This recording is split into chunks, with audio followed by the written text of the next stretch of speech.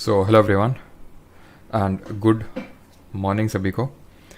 उम्मीद करता हूँ मेरी वॉइस प्रॉपर आ रही होगी सभी तक। एक बार कंफर्म कर देंगे। आज हम लोग का लेक्चर नंबर 2 नहीं, लेक्चर नंबर 3 रहने वाला है, जिसमें कि आज हम लोग स्टार्ट करने वाले हैं पार्ट्स ऑफ इंडियन कॉन्स्टिट्यूशन। और आज के इस पर्टिकुलर लेक्चर में हम 2 पार्ट देखेंगे, part 1 and part number 2 of Indian constitution. अभी तक हमने क्या पढ़ा है? मेकिंग ऑफ इंडियन कॉन्स्टिट्यूशन पढ़ा है, सोर्सेस पढ़े हैं, उसके फीचर्स पढ़े हैं, जैसे शेड्यूल्स हो गए, ये सारी चीज़ें हम लोगों ने कर ली हैं। आज के इस लेक्चर हम लोग पार्ट 1 देखेंगे, जो कि डील करता है आर्टिकल नंबर 1 से लेकर 4, और पार्ट नंबर 2 देखेंगे। भी सारी चीज़ें देखेंगे, कौन से आर्टिकल हैं, क्या प्रोविजंस हैं, और जिस तरह हम लोग रोज़ टॉपिक करते हैं उसके क्वेश्चंस करते हैं, उसी तरह टॉपिक करेंगे, उसके क्वेश्चंस भी साथ साथ यहीं पे करने वाले हैं। तो अगेन गुड मॉर्निंग सभी को, and let us start without wasting time.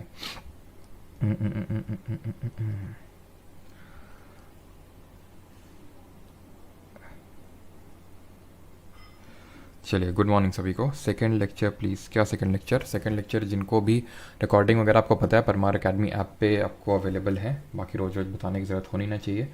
तो चलिए स्टार्ट करते हैं।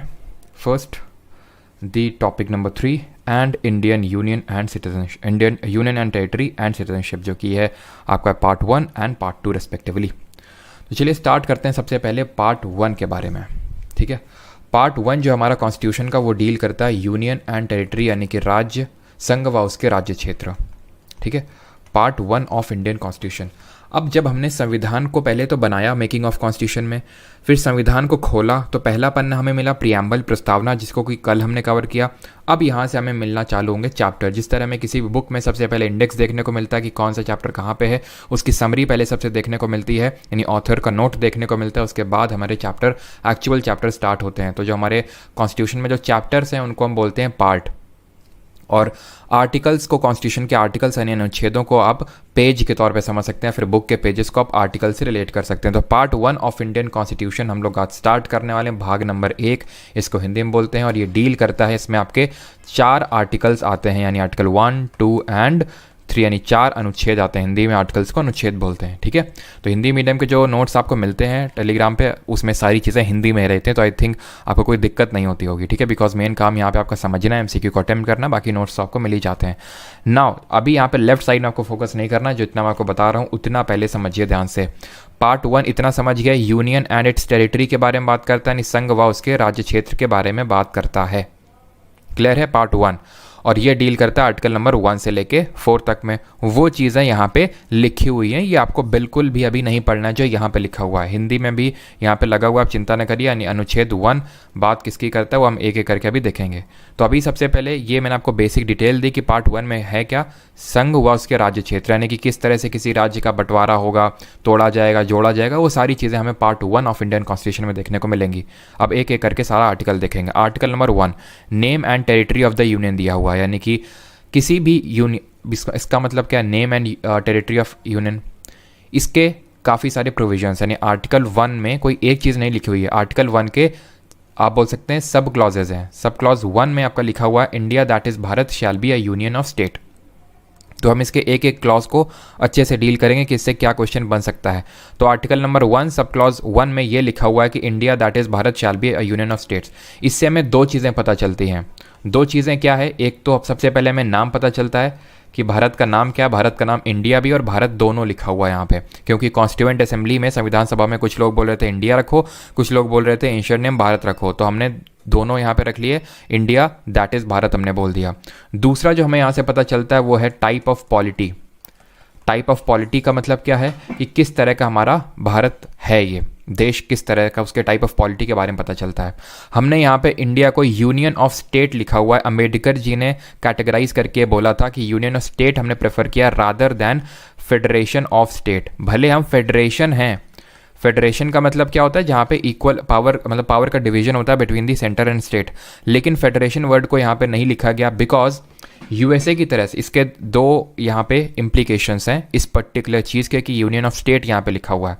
सबसे पहली बात तो ये है कि जो हमारा इंडियन यूनियन है that is not a result of an agreement, not a result of agreement between the state, यानी कि ऐसा नहीं कि हमारे राज्यों के बीच में एक एग्रीमेंट हुआ था कि चलो भाई एक इंडियन यूनियन बनाते हैं तब हमारा इंडियन यूनियन बना। So not a result of agreement between the state, agreement between states. पहली चीज़ तो ये, पहला इम्प्लीकेशन तो ये, और दूसरा इम्प्लीकेशन ये है कि स्टेट्स यानी जो राज्य हैं have no right, states have no right to secede from the federation और द यूनियन।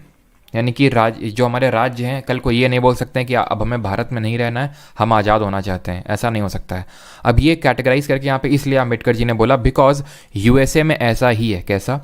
यूएसए में वहाँ पे एग्रीमेंट है एक तरह से आप बोल सकते हैं, और वहाँ पे यूएसए में अगर स्टेट्स चाहें तो यूएसए से अलग हो सकते हैं। ऑब्वियस सी बात है, इतना आसान नहीं अलग होना, बट पॉसिबल है।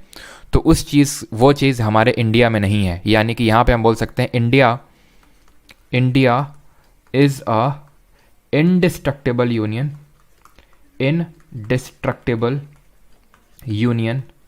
of destructible states। इसका मतलब ये है कि भारत जो संघ है वो कभी टूट नहीं सकता है, राज्य टूट सकते हैं। यूएसए में वही बात उल्टी, USA is an indestructible union of indestructible state, वहाँ के स्टेट भी नहीं टूट सकते हैं। यानी यूएसए चाहे तो कि स्टेट को बाइफरकेट कर दे तो वो पॉसिबल नहीं है, लेकिन हमारे यहाँ पॉसिबल है। और वो आप देखते भी हैं, जैसे आप जानते हैं कि उत्तराखंड यूपी से टूट के बना, झारखंड बिहार से टूट के बना, छत्तीसगढ़ एमपी से टूट के बना। तो ये आपके हमारे एग्जाम्पल्स हैं इसके, ठीक है। दूसरा क्या है? The state and the territories thereof shall be as specified in the first schedule. और तीसरा, the territory of India shall comprise the territories of the states, union territories specified in the first schedule and such other territories as may be acquired। तो दूसरा provision ये कि state and territories thereof shall be as specified in the first schedule. तो हमने कल ही पढ़े हैं सारे शेड्यूल्स, और उसमें से पहली शेड्यूल यानी पहली अनुसूची में क्या पढ़ा था? Names and extent of state and union territories, यानी कि नाम राज्यों और केंद्र शासित प्रदेशों का प्लस उनका क्षेत्राधिकार दिया हुआ है। तो वही प्रोविजन नंबर 2 बोल रहा है। प्रोविजन नंबर 3 बोल रहा है कि जो यहाँ पे टेरिटरी लिखा हुआ है, नेम एंड टेरिटरी, तो टेरिटरी क्या है इसकी? टेरिटरी एक तो टेरिटरी ऑफ स्टेट, जितने 28 राज्य हैं उनका एक तो राज्य क्षेत्र वो, दूसरा the union territory specified in the first schedule, तो वो जो भी हमारी यूटीज़ हैं उनका, और तीसरा सच अदर टेरिटरीज एज में बी एक्वायर्ड, एक तो जितने हमारे 28 राज्य हैं, 8 केंद्र शासित प्रदेश हैं, उनकी टेरिटरी, उनका राज्य क्षेत्र, उनका सीमा क्षेत्र, प्लस कल को हम कोई और भी हिस्सा दूसरे देश से भारत का हिस्सा बना सकते हैं। जैसे कि कल को हम पीओके को फुल फ्लेजेड यूनियन टेरिटरी या फिर स्टेट बना सकते हैं, राज्य बना सकते हैं, एक्साई चेन को बना सकते हैं, या फिर पूरा का पूरा पाकिस्तान को अखंड भारत का हिस्सा अगर बनाना है तो वो भी आपका आर्टिकल नंबर 1 के तहत आता है। यानी आर्टिकल नंबर 1 में एक तो राज्य, केंद्र शासित प्रदेश प्लस कोई और क्षेत्र जो हम कल को एक्वायर कर सकते हैं, वो सारी 3 चीज़ें इसमें आती हैं। आर्टिकल 1 आई होप बहुत ही क्लियर हो गया होगा आपको। आर्टिकल 1 में है क्या? आर्टिकल 1 में सबसे पहले तो नामकरण है कि India that is Bharat shall be a union of state. इसके इम्प्लीकेशंस ये हैं कि ये हमारा जो इंडियन यूनियन है वो कोई agreement, it is not due to the result of an agreement between the state, plus Indian states have no right to secede from the Indian union. यानी कि कल को अगर स्टेट्स चाहें कि हम अलग होना चाहते हैं तो वो पॉसिबल बिल्कुल नहीं है। आर्टिकल 1 हिंदी में अगर देखें तो भारत का नाम एवं क्षेत्र की बात करता है, और अनुच्छेद 2 की अब चर्चा करेंगे, ये बात करता है नए राज्यों का प्रवेश। आर्टिकल 2 बात करता है parliament may by law admit into the union और establish new states on such terms and condition as it thinks fit। Article 2 ये बोलता है कि कल को अगर पार्लियामेंट चाहे, यहाँ पे क्या लिखा हुआ था तीसरा वाला, कि कल को अगर भारत किसी और, जैसे फॉर एग्जांपल पीओके, एक्साई चेन, इसको अगर भारत का हिस्सा बनाना चाहता है तो वो भी आर्टिकल 1 के तहत टेरिटरी ऑफ इंडिया डील किया जाएगा। हम पहले ही बोल देते हैं। अब पार्लियामेंट को अगर भारत का हिस्सा बनाना है किसी दूसरे टेरिटरी को, मान लो कोई फॉरेन टेरिटरी है, कल को मान लेते हैं पाकिस्तान को हमारी टेरिटरी देना चाहते हैं, तो हम आर्टिकल 2 का यूज़ करेंगे उसके लिए, अनुच्छेद 2 का यूज़ करेंगे अगर हमें कोई बाहर का क्षेत्र भारत में लेना है तो, और अगर उसको यूटी का दर्जा देना है तो, या फिर किसी यूटी को स्टेट बनाना है तो, यानी किसी केंद्र शासित प्रदेश को अगर राज्य बनाना है तो उन सारी चीज़ों में हम आर्टिकल 2 अनुच्छेद 2 का प्रयोग करेंगे। अनुच्छेद 2A जो यहाँ पे लिखा हुआ है इसको पूरी तरह से अभी छोड़ दीजिए, उसके अभी हम चर्चा यहाँ पे नहीं कर रहे हैं। अब आते हैं अनुच्छेद नंबर 3 पे। आर्टिकल नंबर 3 में हिंदी में भी देख लेते हैं क्या लिखा हुआ है। नए राज्यों का निर्माण और पुराने राज्यों के क्षेत्रफल, सीमा व नाम परिवर्तन, यानी कि formation of new state and alteration of areas, boundaries और नेम्स ऑफ एग्जिस्टिंग स्टेट्स। यानी कि Parliament may by law form a new state by separation of a territory from any state or by uniting 2 or more states or part of state or by uniting any territory to a part of any state, increase the area of state, diminish the area of state, alter the boundaries of state, alter the name of any state, ये सारा अगर आपको करना है तो article 3 का use करना है। आई नो कि आप कंफ्यूज हो गए हैं अब आर्टिकल 2 और 3 के बीच में, तो आर्टिकल 2 और 3 में आपका कंफ्यूजन पहले तो दूर करता हूँ। 3 बोल क्या रहा है पहले वो समझ लेते हैं। ये बोल रहा है कि अगर आपको नए राज्य बनाना है, उसके क्षेत्रफल को चेंज करना है, जैसे फॉर एग्जांपल आज को मान लेते हैं यूपी का ये है एरिया, तो अगर यूपी का एरिया इतना करना है, ठीक है, या फिर किसी भी स्टेट का एरिया कम ज़्यादा करना है, वो ज़्यादा बढ़ाना है किसी स्टेट का एरिया, डिमिनिश यानी कि कम करना है। चौथा, alter the boundaries of any state, यानी कि उसकी बाउंड्री को कुछ चेंज करना है। Alter the name of any state, यानी किसी राज्य का नाम बदलना है। जैसे फॉर एग्जांपल अगर हमारे योगी आदित्यनाथ जी का मूड चेंज हो गया, उन्होंने बोला आज से उत्तर प्रदेश नहीं राम प्रदेश बोला जाएगा उत्तर प्रदेश को, तो ये काम योगी जी नहीं कर सकते हैं, ये काम पार्लियामेंट जी हमारे करेंगे। पार्लियामेंट हमारा ये सारे काम कर सकता है। सारी जो हमारी चेंजेस हैं, चाहे वो आर्टिकल 1, 2, 3, 4 सब कुछ ये करेगा हमारा पार्लियामेंट। किस मेजोरिटी से करेगा अभी इस पर डील करेंगे। अब आर्टिकल 2 और 3 में, अनुच्छेद 2 और 3 में अंतर क्या है? ये बात कर रहा है स्टैब्लिशमेंट ऑफ न्यू स्टेट, ये बात कर रहा है फॉर्मेशन ऑफ न्यू स्टेट। यहाँ पे मैं उस चीज़ को हाईलाइट कर देता हूँ, ये बात कर रहा है establishment of new state article 2। Article 3 बोला formation of new state. Sir इसमें अंतर क्या है? अगर इसमें 2 और 3 में बस ये अंतर है कि अगर मुझे कल को जो फॉर एग्जांपल ये भारत है अभी, ठीक है, ये भारत है, ये भारत का हिस्सा नहीं है, अगर मुझे इसे भारत का हिस्सा बनाना है तो मैं आर्टिकल 2 का यूज़ करना पड़ेगा पार्लियामेंट को। लेकिन अगर कोई एग्जिस्टिंग यहीं पे पहले से स्टेट है, इसकी बाउंड्री चेंज करना है, बढ़ाना है, घटाना है, नाम बदलना है, तोड़ना है, या फिर 2 स्टेट को जोड़ देना है, वो काम आर्टिकल 3 के तहत ही होंगे। यानी कि आर्टिकल 3 के तहत वो काम होते हैं जो एग्जिस्टिंग जो हमारे स्टेट्स हैं, यूटीज़ हैं, उनके साथ कुछ छेड़छाड़ करना है तो आर्टिकल 3। अगर बाहर के क्षेत्र को लेना है या फिर किसी केंद्र शासित प्रदेश को राज्य बनाना है यूटी को, तो आर्टिकल नंबर 2 का हम यूज़ करेंगे। इतना चीज़ सभी को क्लियर है कि नहीं, पहले ये बताइए। यहाँ तक सभी को क्लियर? फिर मैं इसमें एक और जो एक्स्ट्रा प्रोविजन है उस पर आता हूँ, लेकिन पहले ये बताइए कि यहाँ तक सभी को क्लियर हैं सारी चीज़ें कि नहीं।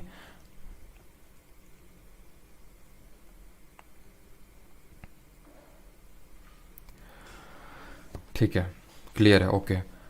तो अभी आते हैं ये जो यहाँ पे एक और प्रोविजन है जो कि आर्टिकल नंबर 2 और 3 के तहत है कि provided that no bill for the purpose shall be introduced in either house of parliament except on the recommendation of president. यानी कि ये बहुत इंपॉर्टेंट प्रोविजन है जो यूजुअली लोग मिस कर देते हैं। दैट इज कि इस तरह के बिल को, ये तो सिर्फ पहली बात तो ये पार्लियामेंट में ही आ सकता है, ऐसा नहीं कि स्टेट लेजिस्लेचर यूपी अगर चाहे कि नहीं हमें अपना नाम चेंज करना है, कर ही नहीं सकता है, हमें अपनी बाउंड्री चेंज करनी कर ही नहीं सकता, या फिर इतने क्षेत्र को हम हटाना चाहते हैं और एक नया राज्य बनाना चाहते हैं, कर ही नहीं सकता है, सिर्फ पार्लियामेंट कर सकता है। लेकिन वो ऐसा नहीं कि अपने मन से, प्रेसिडेंट के रिकमेंडेशन से करेगा, राष्ट्रपति के रिकमेंडेशन से। एक्चुअल में ये चीज़ इसलिए कॉन्स्टिट्यूशन में रखी जाती है ताकि बिल को पास करने में डिले ना हो, ठीक है। और इसलिए भी किया जाता है इस केस में कि राष्ट्रपति जो है इस बिल को उस पर्टिकुलर स्टेट लेजिस्लेचर में प्रेजेंट कर दे, यानी उसको गवर्नर को दे देगा कि बेटा हम तुम्हारे साथ ये हरकत करने जा रहे हैं, तुम अपने स्टेट लेजिस्लेचर से पूछ लो क्या उसमें कोई सुझाव देना चाहते हैं, ठीक है। और इसमें कोई पीरियड स्पेसिफाई नहीं है। तो पहली बात तो आपने प्रेसिडेंट को देना है, जैसे पार्लियामेंट को पहले प्रेसिडेंट को बिल देना है कि उसके रिकमेंडेशन के बिना पार्लियामेंट में बिल नहीं आ सकता है। फिर प्रेसिडेंट गवर्नर को देगा कि स्टेट लेजिस्लेचर, या फिर एक तरह से स्टेट लेजिस्लेचर से पूछेगा क्या इसमें आपको कोई रिकमेंडेशन देनी है, तो अगर देनी है तो प्रेसिडेंट को दे देंगे। लेकिन जो भी रिकमेंडेशन यहाँ पे स्टेट लेजिस्लेचर देगा, नॉट बाइंडिंग ऑन पार्लियामेंट, वो पार्लियामेंट मान भी सकता है नहीं भी मान सकता है, लेकिन वो सिर्फ एडवाइजरी नेचर की है, ठीक है। For expressing its views thereon within such period as may be specified in reference or within such further period as a president may allow और the period so specified or allowed. मतलब constitution में नहीं लिखा हुआ period, but president बोल सकता है कि इतने टाइम में आपको जल्दी से बताना है। अगर आपको कोई रिकमेंडेशन देनी है तो, जैसे कि हम आपका नाम चेंज कर रहे हैं या फिर आपके इतने एरिया को कम करके दूसरा स्टेट क्रिएट कर रहे हैं, तो वो प्रेसिडेंट पूछेगा उस लेजिस्लेचर से। बस ये था आपका आर्टिकल 1, 2, 3। अब आते हैं आखिरी आर्टिकल पे, दैट इज आर्टिकल नंबर 4 अनुच्छेद नंबर 4। ये क्या बोलता है? ये बोलता है laws made under article 2 and 3 to provide for the amendment of the first and the fourth schedule and supplemental incidental and consequential matters. मतलब पढ़ लेते हैं फिर आराम से समझा देंगे, चिंता ना करिए। Any law referred to in article 2 और article 3 shall contain such provisions for the amendment of the first schedule and fourth schedule as may be necessary to give effect to the provisions of the law and may also contain such supplemental, incidental and consequential provisions, ठीक है। No such law as aforesaid shall be deem to be amendment of this constitution for this purpose of article 368। कुछ समझ में हो सकता है नहीं है आपको, ये क्या लिखा हुआ है कुछ समझ नहीं है आपको, लेकिन बहुत आसान है। देखिए इसके दो प्रोविजन है, पहला और दूसरा। ये बोल रहा है कि अगर आप आर्टिकल नंबर 2 और 3 के तहत कुछ भी चेंजेस करोगे तो आपको शेड्यूल 1 भी चेंज करना होगा, आपको शेड्यूल 1 में भी अमेंडमेंट करना होगा, एंड शेड्यूल नंबर 4 में भी आपको अमेंडमेंट करना होगा। ये बोलता है आर्टिकल नंबर 4 का पहला प्रोविजन। क्यों? याद करो शेड्यूल 1 क्या था? Names and territorial jurisdiction of state और यूटीज वहां पे दिया हुआ था। तो अगर किसी का नाम चेंज कर रहे हो, किसी का जुरिसडिक्शन चेंज कर रहे हो, क्षेत्र चेंज कर रहे हो, तो ऑब्वियस ही बात है शेड्यूल 1 में तो चेंज करना ही पड़ेगा। लेकिन शेड्यूल 4 क्या था? याद करो, tears of old PM, TEAR, R से राज्यसभा। राज्यसभा ये क्या था? Allocation of seats in the Rajya Sabha. Seats का एलोकेशन किस हिसाब से होता है? किसी स्टेट के एरिया के टर्म्स में।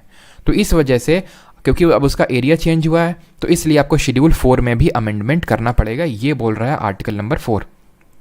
ठीक है, ये first schedule and fourth schedule में आपको जो भी नेसेसरी चेंजेस हैं वो आप करेंगे। लेकिन बोल रहा है कि चिंता ना करो, ये चेंजेस करने के लिए, प्रोविजन नंबर 2 बोल रहा है कि चिंता ना करो, ये चेंजेस करने के लिए तुम्हें आर्टिकल 368 के तहत अमेंडमेंट नहीं करना है। तुम सिंपल मेजॉरिटी यानी कि साधारण बहुमत से भी अमेंडमेंट कर सकते हो। इसको हिंदी में क्या बोलते हैं? इसको हिंदी में बोलते हैं साधारण बहुमत। सर साधारण बहुमत क्या होता है? तो बहुमत कई प्रकार के होते हैं, जैसे simple majority, special majority, absolute majority, effective majority, वो हम पार्लियामेंट चैप्टर में देखेंगे। बट फॉर अभी के लिए देखो, इसका मतलब होता है 2/3 मेंबर्स। ठीक है, present and voting, present and voting यानी कि 2/3 सदस्य जो पार्लियामेंट में मौजूद हैं और वोटिंग में भी, क्योंकि हो सकता है कि कोई प्रेजेंट हो लेकिन कैंटीन में समोसे बेल रहा है, वो वोटिंग में इंटरेस्टेड ही नहीं है। तो जो लोग प्रेजेंट और वोटिंग कर रहे हैं उसका 2/3 उसको सिंपल मेजॉरिटी बोलते हैं। और उसको हम अमेंडमेंट तो है, लेकिन उसको अमेंडमेंट अंडर आर्टिकल 368 डील नहीं किया जाता, यानी आराम से ये अमेंडमेंट हो जाता है। यानी कि अगर आर्टिकल नंबर हमें 2 और 3 के तहत कुछ भी अमेंडमेंट करना है ना, आर्टिकल 2, 3 में चेंजेस करने हैं, फिर फर्दर हमें शेड्यूल 1 और शेड्यूल 4 में चेंजेस अकॉर्डिंगली करने पड़ेंगे अगर नीडेड है तो वो सारे अमेंडमेंट्स आपके सिंपल मेजॉरिटीज हो जाएंगे। आपको स्पेशल मेजॉरिटी को करने की ज़रूरत ही नहीं है। अब किसी का कोई डाउट हो तो पूछो। अब यहाँ से हम एक अलग यहाँ पे कंपोनेंट टच करने वाले हैं आपका इस पर्टिकुलर चैप्टर का, जहाँ से क्वेश्चन पूछे जाते हैं। इशिता शर्मा, हाँ अभी उस पर भी आएंगे, सिक्के मिक्के में वही उसी कंपोनेंट पे अभी आ रहे हैं। यहाँ तक किसी को कोई डाउट? जल्दी से। और ये हिंदी में दिया हुआ है कि आर्टिकल नंबर 2 और 3 के तहत किए गए कार्यों को 368 के तहत संशोधन नहीं माना जाएगा। ये जो नोट लिखा हुआ है आप इसको बहुत ही हल्के में इग्नोर मार के फिजिकली प्रेजेंट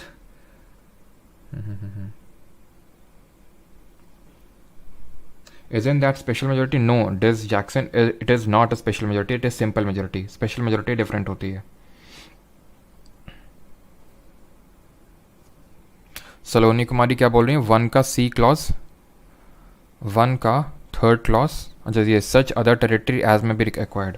और 2 में क्या डिफरेंस है? 2 बोलता है कि आप, आर्टिकल 1 बस ये डिफाइन कर रहा है कि भारतीय यूनियन का मतलब है क्या। वो बोला यूनियन का मतलब है जितने राज्य हैं भारत में, जितने केंद्र शासित प्रदेश हैं भारत में, या फिर कल को जो आप भारत का हिस्सा बनाएंगे वो सब यूनियन में आता है। ये आर्टिकल 1 बोलता है। 2 बात करता है कि भारत का कोई जो हिस्सा नहीं है उसको अगर आपको भारत के अंदर लेना है तो आर्टिकल 2 का यूज़ करना पड़ेगा। आर्टिकल 1 का यूज़ करके कुछ होता नहीं है, वो जैसा है वो है। आर्टिकल अगर हमें कुछ लेना है, बाहर की टेरिटरी को इंडिया में एक्वायर करना है, तो आर्टिकल 2 का हम यूज़ करेंगे, उसमें ये है। ठीक है, आई होप क्लियर होगा। अब ये आप इसको इग्नोर करेंगे, लेकिन मैं इसको इग्नोर नहीं करूँगा बिकॉज बहुत इंपॉर्टेंट है। इंपॉर्टेंट ये लिखा हुआ, संसद की शक्ति राज्य की सीमा समाप्त करने और भारतीय राज्य क्षेत्र को किसी अन्य देश को देने की नहीं है। यानी कि बात तब आई 1900 आई थिंक 84 के टाइम की बात है, नहीं सॉरी 1959 की बात है, 1959 के टाइम की बात है। ये हुआ था कि इंडिया को एक कुछ टेरिटरी, भारत की टेरिटरी को दूसरे देश को देना था, मतलब बांग्लादेश को एक्चुअल में देना था, ताकि जो डिस्प्यूट है वो सेटल हो सके, बाउंड्री डिस्प्यूट सेटल हो सके। तो बात यहाँ पे ये उठ के आई कि ठीक है, हम यानी कि भारत है, यानी जो पार्लियामेंट है, किसी फॉरेन टेरिटरी को एक्वायर कर सकता है सिंपल मेजॉरिटी से, साधारण बहुमत से, उसके लिए अमेंडमेंट की ज़रूरत नहीं है। लेकिन अगर भारत का हिस्सा किसी दूसरे देश को देना है तो फिर बेरूबारी यूनियन केस में, ठीक है, यहीं पे मैं लिख देता हूँ, ठीक है, यहीं पे लिख देता हूँ ताकि बेटर तरीके से आप समझ पाएँ कि किसके बारे में चर्चा हो रही है। बेरूबारी यूनियन केस में, जो कि 1959 में हुआ था, पार्लियामेंट ने ये बोला कि इंडियन टेरिटरी को किसी अदर कंट्री को सीड करना का पावर पार्लियामेंट को सिंपल मेजोरिटी से नहीं है। यानी कि अगर इंडियन टेरिटरी, ठीक है, आप इसको ऐसे समझो कि अगर इंडियन टेरिटरी किसी दूसरे देश को देनी है तो उसके लिए आर्टिकल नंबर 368 के तहत अमेंडमेंट करना पड़ेगा, यानी कि आपको स्पेशल मेजॉरिटी से बिल पास करवाना है पार्लियामेंट में, ये बोला। इसीलिए हमने जब 2014 में मोदी गवर्नमेंट ने बांग्लादेश के साथ बाउंड्री डिस्प्यूट सेटल करना चाहा तो उसको 100th नंबर का कॉन्स्टिट्यूशनल अमेंडमेंट करना पड़ा। उसके थ्रू उसने क्या किया, भारत के कुछ क्षेत्र बांग्लादेश को दिए और कुछ क्षेत्र बांग्लादेश से लिए। अब लिए तो भैया आराम से हो जाएगा आर्टिकल नंबर 2 का यूज़ करके, सिंपल मेजॉरिटी से, कोई अमेंडमेंट नहीं होगा। ये 100th अमेंडमेंट इसीलिए करना पड़ा, नहीं तो इस 100th में जीएसटी होता आज को। अगर ये बेरूबारी यूनियन केस ना होता तो 100th में आज जीएसटी बैठा होता, क्योंकि 101 में आप जानते हो जीएसटी हुआ। लेकिन अगर देना भी सिंपल मेजॉरिटी से होता आर्टिकल नंबर 2 के तहत, तो फिर ये कोई अमेंडमेंट तो होता ही नहीं आर्टिकल 368 के तहत। अब क्योंकि देना होता था, बेरूबारी यूनियन केस में सुप्रीम कोर्ट नहीं बोला अगर देना है तो आपको अमेंडमेंट करना होगा आर्टिकल 368 के तहत, इसीलिए 100th कॉन्स्टिट्यूशनल अमेंडमेंट हुआ, जहाँ पे शॉर्ट में लिख रहा हूँ इंडो बांग्लादेश एग्रीमेंट, ठीक है, इंडो बांग्लादेश एग्रीमेंट, जहाँ पे हमने अपने कुछ एनक्लेव्स दिए बांग्लादेश को और बाउंड्री डिस्प्यूट को सेटल करने के लिए। Is that clear? तो आई होप यहाँ तक सभी को क्लियर होगा। अब बात करते हैं कुछ और चीज़ों की। यहाँ से अब हम बात करेंगे किस तरह भारत के राज्य भारत में शामिल हुए। 1947 में जब हमें आज़ादी मिली तो भारत के मतलब जितने भी राज्य रजवाड़े थे, प्रिंसली स्टेट थे, उनको ये फ्रीडम था कि जिसको ज्वाइन करना चाहते हो उसको करो, पाकिस्तान, इंडिया, फिर इंडिपेंडेंट रहना चाहते हो तो इस तरह से प्रोविजंस थे। तो जो पाकिस्तान में उस समय प्रिंसली स्टेट थे पाकिस्तान मिल गए, जो इंडिया में थे इंडिया में मिल गए, लेकिन सारे नहीं मिले। टोटल 552 प्रिंसली स्टेट्स थे। ये बियॉन्ड है आर्टिकल 1 और 4 हमने पढ़ लिया पार्ट 1। अब इसका क्योंकि हमारा जो हमारा हमसे पूछता है, जो हमारा सिलेबस अगर आप पढ़ो तो इंडियन पॉलिटी है ना कि इंडियन कॉन्स्टिट्यूशन। अगर सिर्फ इंडियन कॉन्स्टिट्यूशन होता ना तो ये बेरूबारी यूनियन केस ये सब कुछ पढ़ने की ज़रूरत नहीं है, बस आर्टिकल पढ़ने की ज़रूरत थी। लेकिन इंडियन पॉलिटी में सारी चीज़ें पढ़नी होती हैं। तो 552 प्रिंसली स्टेट्स थे इंडिया में जब हम इंडिपेंडेंट हुए थे। लेकिन उसमें से हुआ क्या कि 549 ने तो आराम से इंडिया को ज्वाइन कर लिया, लेकिन 3 को चुल मच रही थी। वो 3 कौन थे?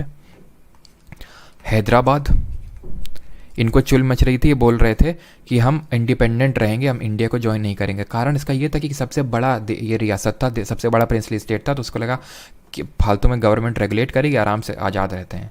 लेकिन अभी देखेंगे क्या हुआ इनके साथ। जूनागढ़, इनको चुल मच रही थी, और तीसरे थे कश्मीर, ठीक है, कश्मीर। इनकी चुल तो शांत कर दी पटेल जी ने, हमारे सरदार पटेल जी आए पुलिस लेके, जम की इनको कमरे में पहले तो इनको ले गए यहाँ के जो राजा थे, पता नहीं क्या किया। उसके बाद ये कमरे से आने के बाद बोले कि नहीं आज से जो हैदराबाद है वो भारत का हिस्सा है, ठीक है। तो इसको हमने याद रखिएगा, पुलिस एक्शन के थ्रू इंडियन यूनियन में शामिल किया। एंड उसका एक पर्टिकुलर, इसको ऑपरेशन भी बोलते हैं, ऑपरेशन पोलो इसको नाम दिया गया, ऑपरेशन पोलो इस पुलिस एक्शन को। और ये हुआ था सितंबर 1948 में। जूनागढ़ में क्या हुआ, जूनागढ़ में लोग, यहाँ के जो लोग थे, ये गुजरात में पड़ता है, ज़्यादातर जो लोग थे वो हिंदू थे और जो इनका रूलर था वो मुस्लिम था। तो उसने बोला नहीं हम पाकिस्तान में जाएंगे, ठीक है। और यहाँ पे चीज़ उल्टी थी, हैदराबाद में ज़्यादातर लोग मुस्लिम थे और यहाँ का वो रूलर उस समय हिंदू था। तो खैर जूनागढ़ में ये बोल रहे थे कि नहीं हम पाकिस्तान में जाएंगे, लेकिन लोग बोल रहे थे हम इंडिया में रहेंगे।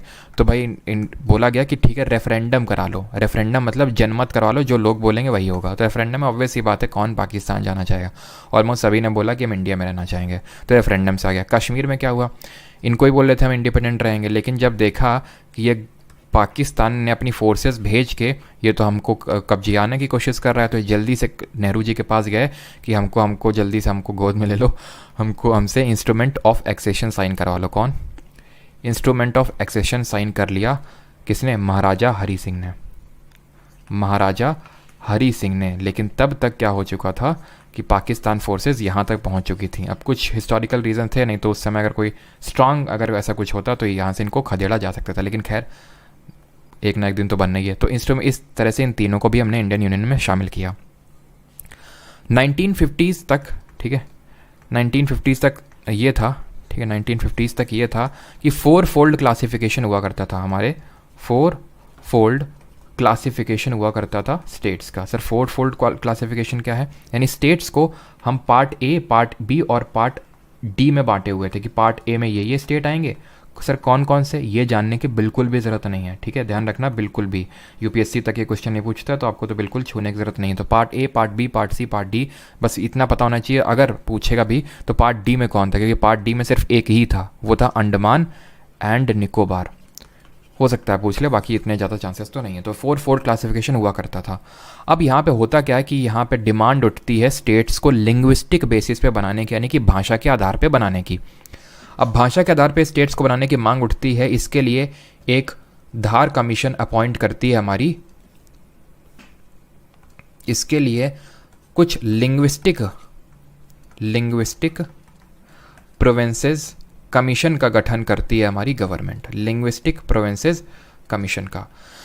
लिंग्विस्टिक वर्ड जहाँ भी देखेंगे इसका मतलब है भाषा के आधार पे। सबसे पहला जो यहाँ पे प्रोविंस, ये हमारा कमीशन बना कि भाषा के आधार पे हमारे राज्य बनने चाहिए, that was under the chairmanship of S के धार। तो इसको बोला गया धार कमीशन।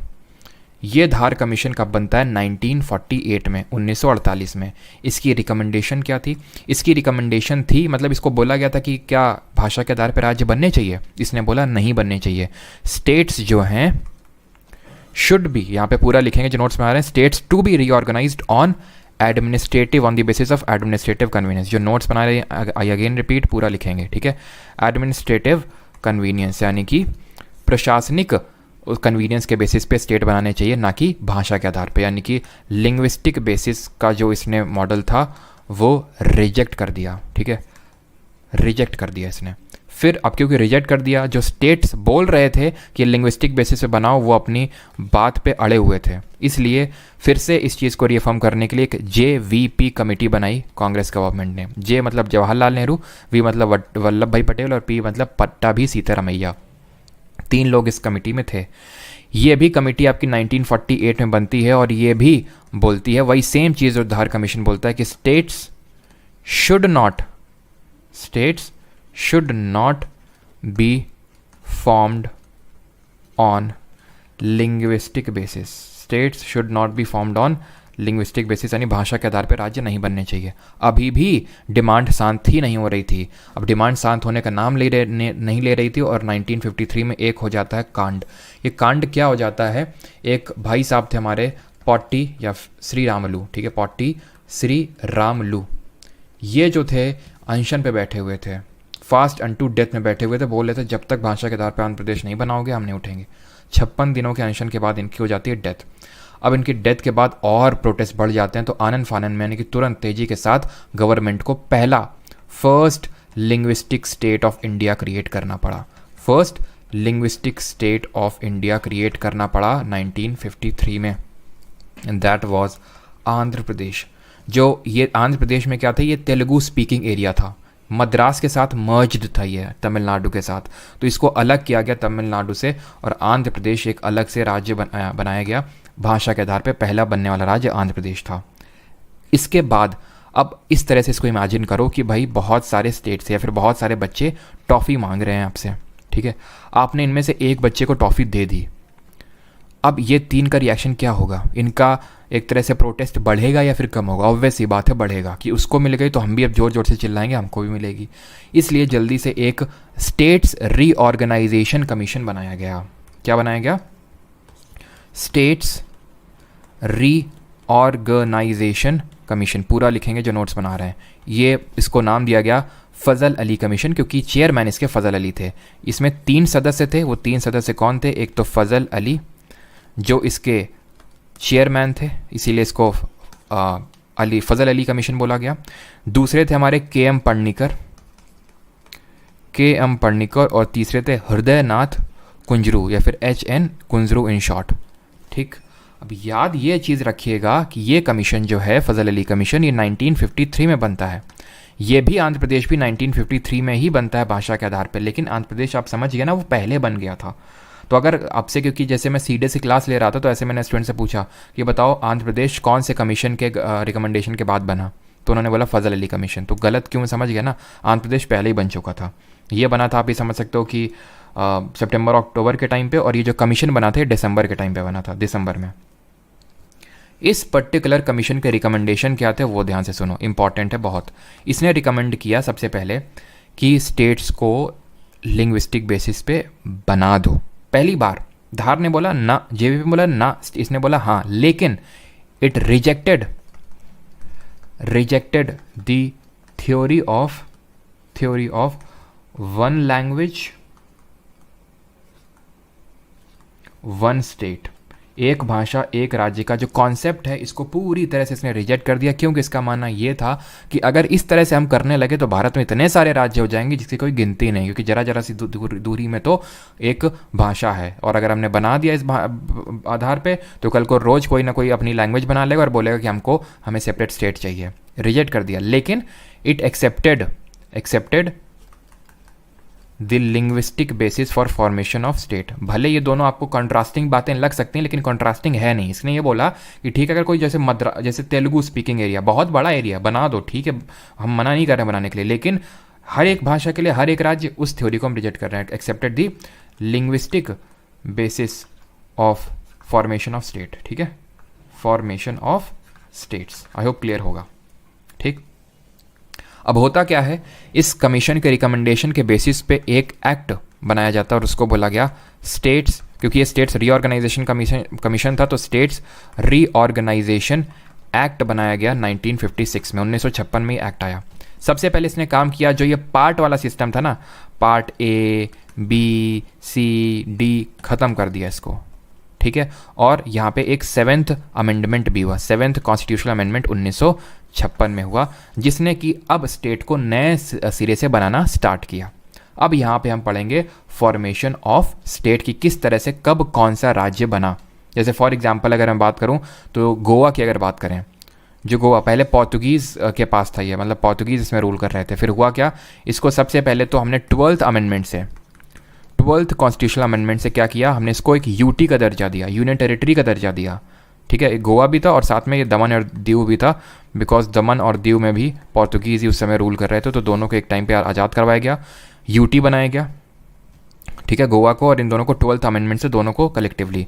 फिर हमने 1987 में एक अमेंडमेंट किया 56 नंबर का, और उसके थ्रू, ठीक है, 56th अमेंडमेंट से 1987 में गोवा को स्टेटहुड दिया, गोवा को स्टेटहुड दिया। दमन और दीव आज तक एक यूटी ही है। लेकिन आपको ये पता होना चाहिए कि दादरा नगर हवेली तब अलग था। जैसे कि अगर मैं दादरा नगर हवेली की बात करूं तो दादरा नगर हवेली 10th जो कॉन्स्टिट्यूशनल अमेंडमेंट था उससे इसको यूटी का दर्जा मिला था। आज तक ये स्टेट नहीं है। दमन और दीव और दादरा नगर हवेली आज दोनों मर्ज किए जा चुके हैं। क्लियर है यहाँ तक? अब हम एक एक करके पढ़ेंगे जो हमारा फॉर्मेशन ऑफ स्टेट है कि कौन सा स्टेट कब बना और कैसे बना। आई होप यहाँ तक किसी का कोई डाउट नहीं होगा। अगर किसी को कोई डाउट है तो पूछ सकता है। 7th में क्या क्या हुआ? बहुत कुछ हुआ सौम्यदीप दास। जैसे कि ये हुआ कि एक हाईकोर्ट मल्टीपल स्टेट या फिर यूटी को सर्व कर सकता है, एक गवर्नर मल्टीपल स्टेट को सर्व कर सकता है, और इसके स्टेट के रीऑर्गेनाइजेशन के संबंध में भी काफ़ी सारी चीज़ें हुई।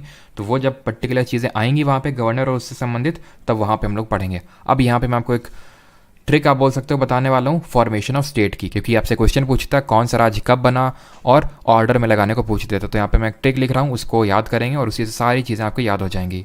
ठीक है, ये ट्रिक मेरी ट्रिक नहीं, आपको बता दूं, ये भी मैंने कहीं से जब पढ़ी थी, जब मैंने अपने टाइम पे इसको पढ़ा था। ठीक है, and that was trick was, जैसे कि कल जो मैंने ट्रिक बनाई थी भाई वो वाली कि मैं क्या था वो, तू शुरू तो कर मैं आ रहा, तो वो एक तरह से, अब भाई ट्रिक चाहे मेरी हो चाहे किसी की हो, याद करने से आपको मतलब होना चाहिए। ठीक है, तो आम गुनाह है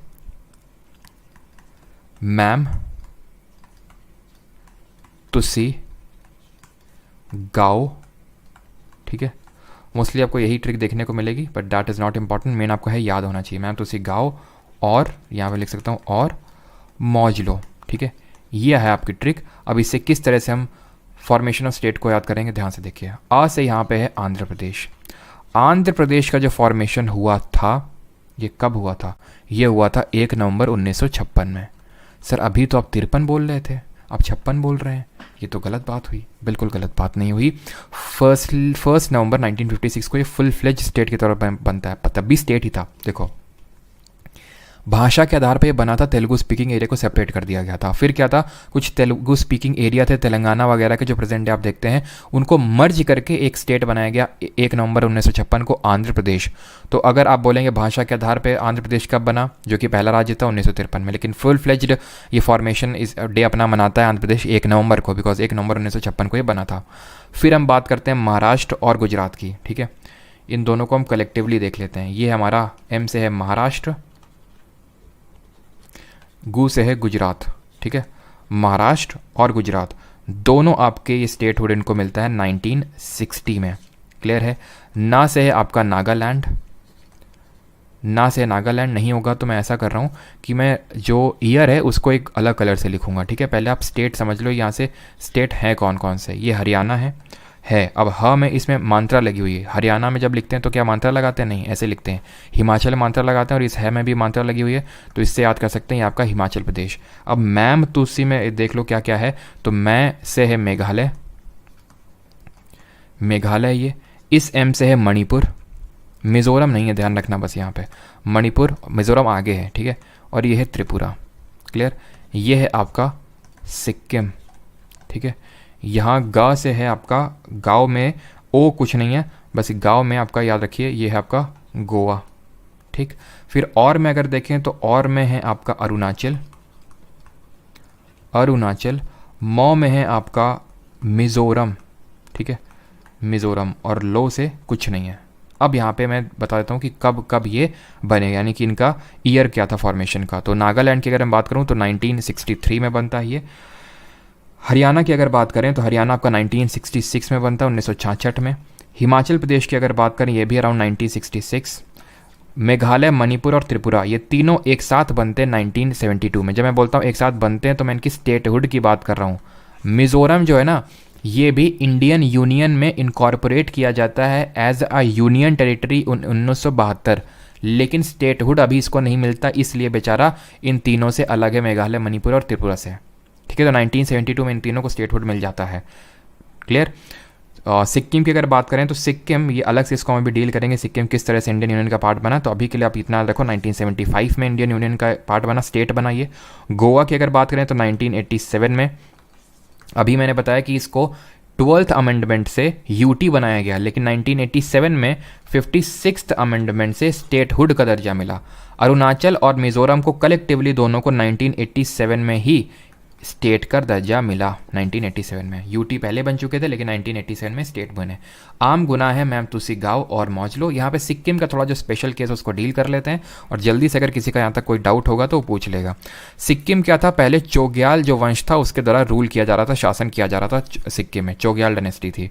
अब फिर हुआ क्या, यहाँ के जो लोग थे वो ये चाहते थे कि हम इंडियन यूनियन का पार्ट बने, बिकॉज वो उनको थ्रेट था चाइना से, कि जिस तरह चाइना ने तिब्बत को कब्जा कर लिया उस तरह हमको भी कब्जा कर लेगा, तो वो इंडियन यूनियन का पार्ट बनना चाहते थे जल्दी से जल्दी।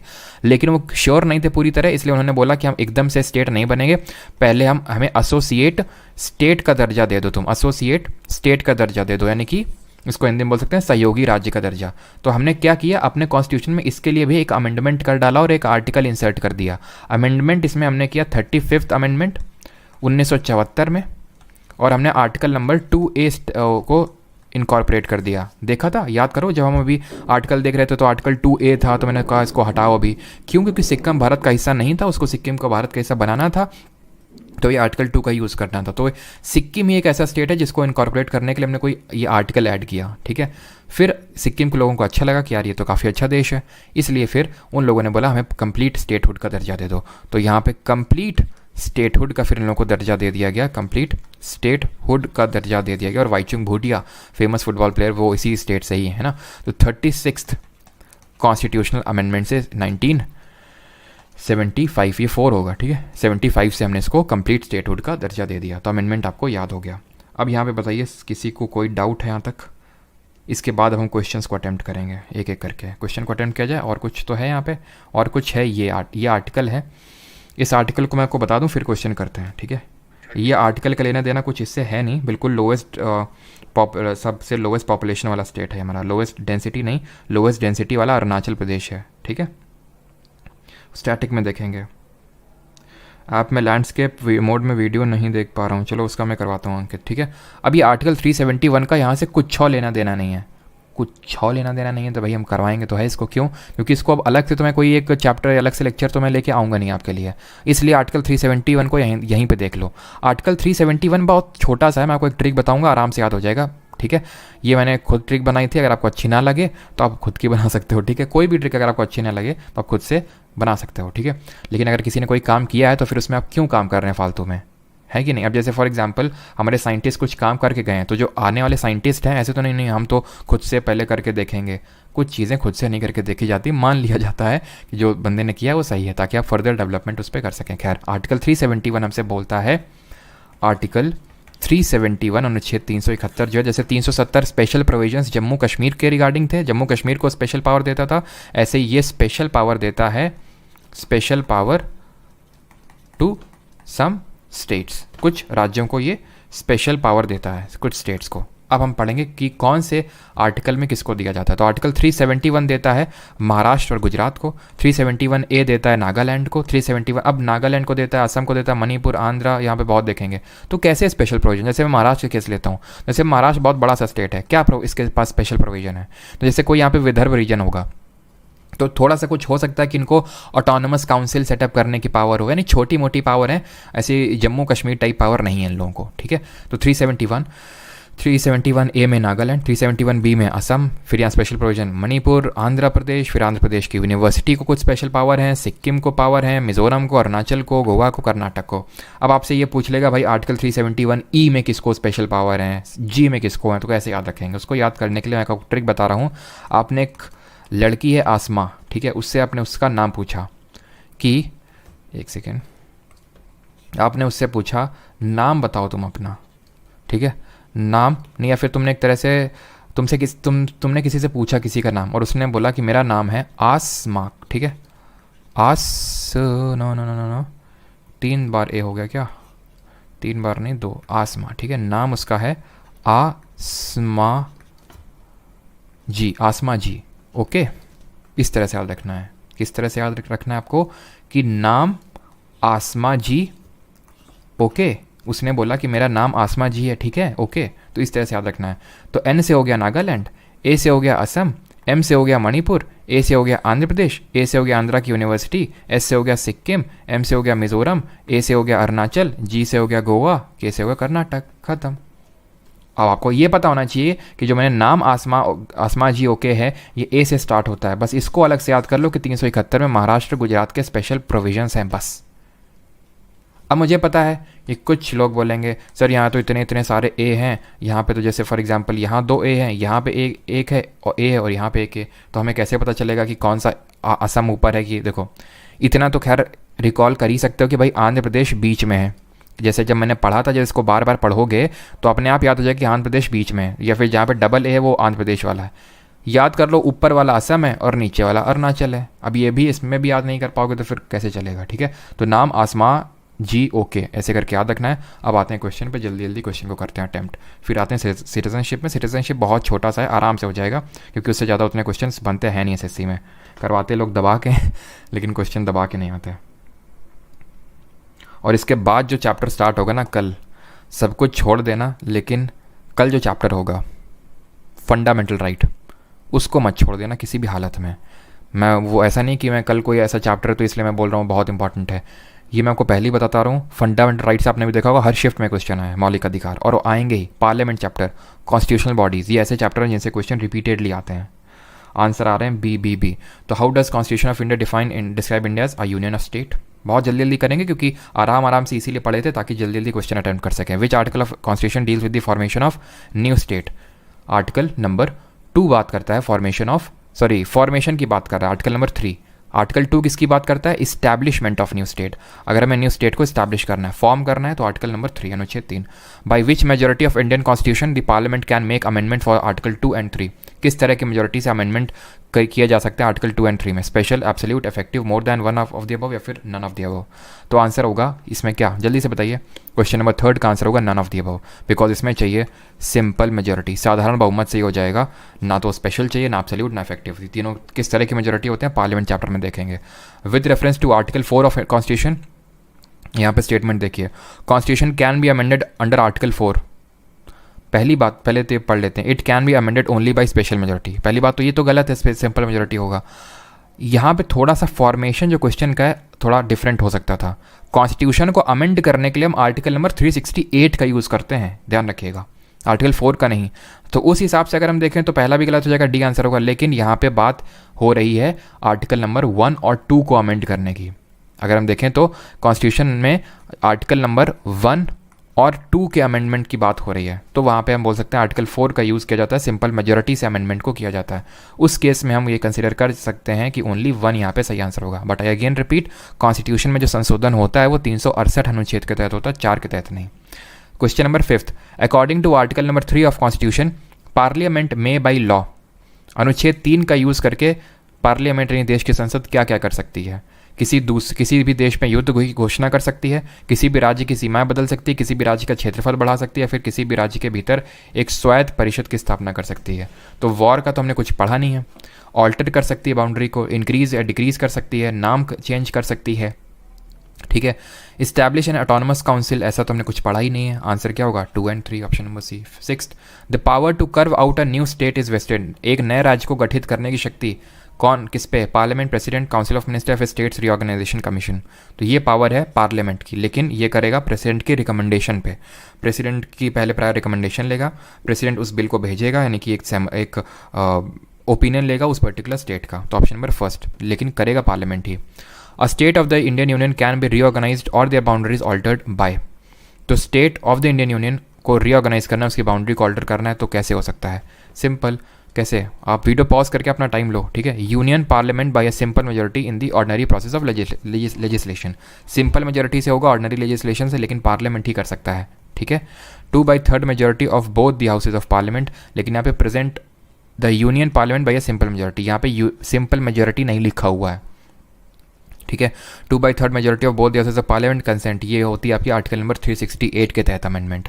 और स्टेट, ठीक है, और कंसर्न स्टेट की एग्जीक्यूटिव ऑर्डर, ये गलत है। एग्जीक्यूटिव ऑर्डर का मतलब है कि एग्जीक्यूटिव ऑर्डर का मतलब है कि जो हमारी सरकार है, जैसे कि जो हमारे काउंसिल ऑफ मिनिस्टर है, मंत्री परिषद है, वो कर सकता है। नहीं, सरकार नहीं करती है, पार्लियामेंट करता है, यानी कि उसमें सब लोकसभा, राज्यसभा, अपोजिशन सबका इन्वॉल्वमेंट रहता है, ठीक है। एग्जीक्यूटिव और लेजिस्लेचर में कल डिफरेंस बताया था आपको, एग्जीक्यूटिव नहीं, यहाँ पे लेजिस्लेचर करेगा, ठीक है, ये लेजिस्लेचर की बात हो रही है। 9th number question, consider the following statement and state which of them is or are correct with the help of given codes. जल्दी से बताइए स्टेटमेंट पढ़ के, स्टेटमेंट वाइज है, इस वजह से मैं आपको थोड़ा सा यहाँ पे टाइम दे रहा हूँ।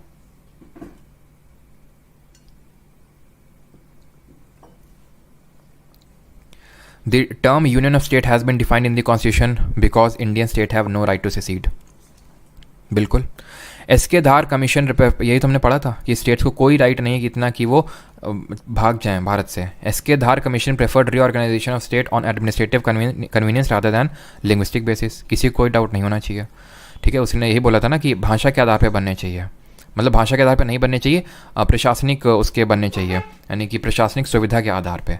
The Congress committee under Pandit Nehru, यानी कि जिसको हम जेवीपी बोलते हैं, जवाहरलाल नेहरू, वल्लभ भाई पटेल और पट्टाभी सीतारामैया, इन्होंने बोला did not favour linguistic basis for reorganisation of state. बिल्कुल सही है, लिंग्विस्टिक को तो बस फेवर किया था फजल अली कमीशन ने, उसने भी कहीं ना कहीं रिजेक्ट कर दिया था 1 लैंग्वेज 1 स्टेट, बट उसने ठीक है बोल दिया था कि बना लो लिंग्विस्टिक बेसिस पे। तो आंसर होगा ऑल ऑफ दीज। अगला है 10th, in which year did the central government of India appoints the state reorganisation commission, कब बैठा था बताओ? फजल अली कमीशन 1953 में। फिर स्टेट्स रीऑर्गेनाइजेशन एक्ट आया था 1956 में, और 7th अमेंडमेंट हुआ था 1956 में। बताइए आंसर क्या होगा इसका? State reorganisation act 1956, 7th amendment भी हमारा हुआ था। Linguistic state of India in India got established इन, भारत में भाषाई राज्य की स्थापना कब हुई थी? 1953, यानी वो पहले राज्य की बात कर रहा है। पहला राज्य हमारा कौन था, यानी कि which of the following was the first state to be formed on linguistic basis? अभी हमने पढ़ा था 1953 में आंध्र प्रदेश बना था, ये फजल अली कमीशन से पहले ही बन गया था, ठीक है, क्योंकि पॉटी श्रीरामुलू जी की डेथ हो गई थी इसलिए। What is the correct chronological order in which the states of the Indian union were created on और ग्रांटेड फुल स्टेटहुड? ऑर्डर बताना है, बताइए ऑर्डर क्या होगा सही। अब उस ट्रिक का आप इस्तेमाल करेंगे जो मैंने अभी आपको बताई थी, आम गुनाह है मैम तुसी गाओ और मौज लो। तो सबसे पहले तो आ में आंध्र प्रदेश ही था हमारा 1956 में, तो यानी 1 से स्टार्ट होगा, यानी ऑप्शन नंबर बी और डी को तुरंत मैं हटा सकता हूँ। म से क्या था, महाराष्ट्र था, यानी वो एक के बाद दो आएगा। गुनाह, ना से नागालैंड, ह से हरियाणा, ना पहले आएगा यानी कि तीन पहले चार बाद में, यानी 1 2 3 4। Clear. In which of the following years did Telangana become the 29th state of the Indian after reorganization of the state of Andhra Pradesh. तो 29वां राज्य भारत का कब बना आपका जो तेलंगाना है। तो ये भी आसान क्वेश्चन है 2014 में। 18th नंबर का क्वेश्चन करिए, विच of the following states is the member of seven sisters. तो सेवन सिस्टर्स का कौन मेंबर है, ये हम लोगों ने किया नहीं है बट फिर भी देख लेते हैं, आसान सा क्वेश्चन है। आपको पता है कि हमारी सेवन सिस्टर्स में कौन कौन से आते हैं, एक तो अरुणा मामी आती हैं, ठीक है, यहाँ पे आपका अरुणाचल है, यहाँ पे नागालैंड है, यहाँ पे मणिपुर है, यहाँ पे मिज़ोरम है, यहीं साइड में आपका त्रिपुरा आपको देखने को मिल जाएगा जो 3 साइड से बांग्लादेश से घिरा हुआ है, मेघालय आपको देखने को मिल जाएगा बांग्लादेश की गोद में आराम कर रहा है, और यहाँ पे आपको देखने को मिल जाएगा असम, ठीक है, असम। तो कि ये हमारी सेवन सिस्टर्स, तो इसमें आपका त्रिपुरा आता है option number B. 20th, which of the following amendment of the Constitution of India was passed with the primary objective to constitutionally encode the reorganization of Indian states based on language। भाषा के आधार पे। बिल्कुल ये PYQs हैं, इसमें से maximum PYQs हैं, और कुछ इक्का दुक्का जो कोई क्वेश्चन है मैं वो ले लेता हूँ जो मुझे लगता है कि ये क्वेश्चन आ सकते हैं पोटेंशियल वाले, तो वो क्वेश्चन है। तो PYQs भी हैं प्लस आपके एक्सपेक्टेड क्वेश्चंस भी आप मान सकते हैं, ठीक है, ताकि कोई भी टाइप का क्वेश्चन भी आपका ना छूटे। तो आंसर यहाँ पे क्या होगा, 7th अमेंडमेंट किया गया था, अभी मैंने बताया था, स्टेट रीऑर्गेनाइजेशन एक्ट और 7th amendment 1956। 21, which of the following amendments of the constitution of India gave the status of state to Goa. भारत के संविधान में निम्नलिखित में से किस संशोधन ने गोवा को राज्य का दर्जा दिया। तो हमारा यूटी बना गोवा 10th अमेंडमेंट से, लेकिन स्टेट का दर्जा मिला 1987 में 56th अमेंडमेंट से, 1987 में।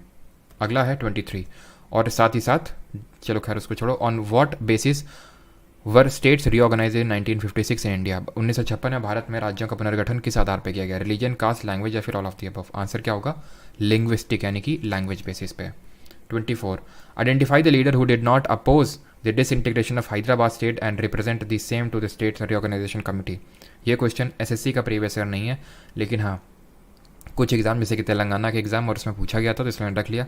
बहुत ज़्यादा रट्टा मारने की ज़रूरत नहीं है, बस एक बार देख लो कि कटुरु सीता या गुप्ता थे हमारे, वो बोल रहे थे, वो मतलब अपोज नहीं कर रहे थे डिसइंटीग्रेशन जो हो रहा था हैदराबाद का, वो सपोर्ट कर रहे थे एक तरह से, कटुरु सीता या गुप्ता, ठीक है, not that much important. 25, state of Meghalaya, Manipur, Tripura. Aruna मामी में याद करो, अरुणा सॉरी मैम तुस्सी गाओ और मौज लो, ठीक है, तुस्सी गाओ और क्या था, आम गुनाह है, और मैम तुसी, तो मैम त, म से मेघालय, म से मणिपुर और त से त्रिपुरा। ये सब कब बने थे, तीनों के तीनों 1972 में बने थे, याद करिए, ठीक है। और हमारा जो मिज़ोरम है वो जाके बनता है 1987 में, मिज़ोरम, और साथ ही साथ जो अरुणाचल प्रदेश है। The first commission was formed in India in 1948 to examine the issue of state restructuring on the basis of language, which was led by, जो पहला हमारा लिंग्विस्टिक प्रोविंसेस कमीशन बना था वो कौन सा था, ऑब्वियस सी बात है वो धार कमीशन था 1948 में। उसके बाद बनता है JVP, उसके बाद बनता है आपका फजल अली कमीशन। 27, आई थिंक ये 2-3 क्वेश्चन बस और इसके बाद बाकी है, उसके बाद हम लोग सिटीजनशिप स्टार्ट करेंगे। State reorganisation of act 1956 divides the whole country into, कितने इसमें ये कर भी सकते हो, अभी तो ये करंट में मुझे इंपॉर्टेंट नहीं, तो इसको आप स्किप कर सकते हो, ठीक है, पहले इंपॉर्टेंट था लेकिन अभी नहीं, तो ये लास्ट ही क्वेश्चन था आपका। अब यहाँ पे स्टार्ट करते हैं हम सिटीजनशिप चैप्टर को, यानी कि नागरिकता को, ठीक है। ये स्टार्ट करने से पहले ही मैं आपको एक चेतावनी देना चाहता हूँ, एक डिस्क्लेमर देना चाहता हूँ। डिस्क्लेमर इज़ कि इस चैप्टर से कुछ सेलेक्टिव क्वेश्चंस आते हैं, ऐसा नहीं आते नहीं हैं, आते हैं, ठीक है। अभी हमने CGL Tier 1 में भी इसके क्वेश्चन देखे, तकरीबन 4-5 शिफ्ट में इससे क्वेश्चन आए, लेकिन वही सिर्फ क्वेश्चन बार बार रिपीट होते हैं। इसमें अगर इसके आर्टिकल को अगर आप डीप में पढ़ने जाएंगे तो उससे कभी क्वेश्चन नहीं बनते हैं, ठीक है। और जितना इसको फोकस देने की ज़रूरत है हम उसको उतना ही फोकस देंगे चैप्टर को, क्योंकि अगर इतना ह्यूज और ह्यूमंगस अगर हमें सिलेबस को कवर करना है SSC को, तो बहुत ही सेलेक्टिव तरह से हमें चीज़ों को पढ़ना पड़ेगा, ठीक है। अगर आप सब पढ़ना भी चाहते हैं, उसको याद भी करना चाहते हैं, अच्छा भी स्कोर करना चाहते हैं और सारे सब्जेक्ट में करना चाहते हैं, ये पॉसिबल नहीं है एक साथ, ठीक है। तो अभी स्टार्ट करते हैं सिटीजनशिप को। सबसे पहले तो सिटीजनशिप में जो क्वेश्चन आपसे पूछे जाते हैं उस पर आते हैं।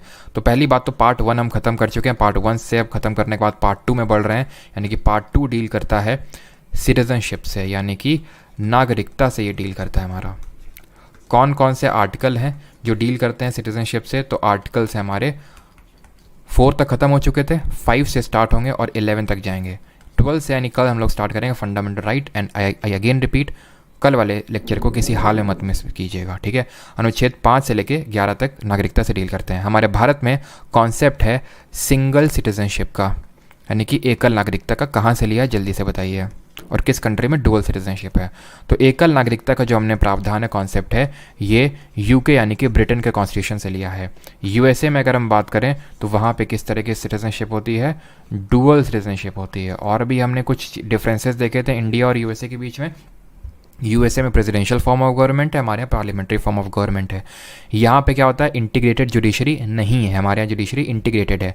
यूएसए से हमने क्या क्या बोरो किया, जल्दी से रिकॉल करिए। इंडिपेंडेंट जुडिशरी, जुडिशियल रिव्यू बोरो किया, फंडामेंटल राइट बोरो किए हैं, प्रियम्बल की लैंग्वेज ऑस्ट्रेलिया से ली है, impeachment of president, removal of जजेस of supreme court and high court, and office of vice president, ये सारी चीज़ें हमने यूएसए से ली हैं। इस तरह से रिविजन आपका होना चाहिए। यूके से क्या लिया है, parliamentary form of government, by cameralism, parliamentary privileges, prerogative rate यानी परमाधिकार या रेटे लिए हैं, सिंगल सिटीजनशिप का कॉन्सेप्ट लिया है, रूल ऑफ लॉ लिया है, खत्म। अब बढ़ते हैं आगे। ये जो चीज़ मैंने लिखी ना इतनी शॉर्ट सी, इसी से ही बस क्वेश्चन बनते हैं रिपीटेडली। यही चीज़ है जो बार बार कि कौन से पार्ट में है, कौन से आर्टिकल में, और कहाँ से सिंगल सिटीजनशिप का कॉन्सेप्ट लिया है, इसी से क्वेश्चन बनते हैं। लेकिन फिर भी हम सारे आर्टिकल को बहुत ही शॉर्ट में देखने वाले हैं कि किस आर्टिकल में क्या है। तो यहाँ पे मैं ड्रॉ कर देता हूँ लाइन। ये कुछ चीज़ें जो आप कभी नहीं भूल सकते हैं। अब आर्टिकल नंबर 5 में अगर जैसे उसने पूछ लिया तो हमें पता होना चाहिए, शॉर्ट में आपको बता रहा हूँ। आर्टिकल नंबर 5 बोलता है कि एक्चुअल में, चलो एक चीज़ मैं आपको बताता हूँ पहले, एंड दैट चीज़ इज़ कि हमारा कॉन्स्टिट्यूशन जब कमेंस हुआ था, कमेंसमेंट का मतलब क्या होता है, लागू हुआ था। कब लागू हुआ था जरा बताइए, 26 जनवरी 1950 को लागू हुआ था। तो सिटीजनशिप के जो प्रोविजंस हैं